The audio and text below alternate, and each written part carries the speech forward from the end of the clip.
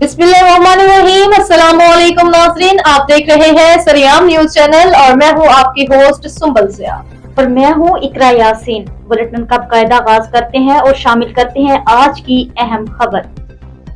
रमजानुल मुबारक 2026 की आमद है। पूरी दुनिया की तरह गजा के लोग भी रमजान की तैयारी कर रहे हैं। इस वक्त 20 लाख से ज्यादा अफराद खैमों में घरों से बाहर जिंदगी गुजार रहे हैं। गुज़िश्ता साल से ज्यादा मुसलसल जंग ने उनको ज्यादा मुश्किलात का शिकार बना दिया है।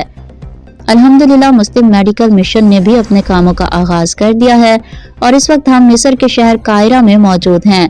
हम मुस्लिम मेडिकल मिशन के वेयर हाउस में मौजूद हैं, जिसमें गजा के लोगों के लिए रमजान पैकेज तैयार किया गया है, जिसमें राशन, आटा, कंबल और जरूरत जिंदगी का सामान है। इंशाल्लाह उसे हम गजा के लिए रवाना कर रहे हैं। रमजान से पहले ये गजा के लोगों में डिलीवर होगा ताकि वहाँ के लोग सहरी और अफ्तारी का सामान तैयार कर सकें और माह मुकद्दस के रोजे रख सकें।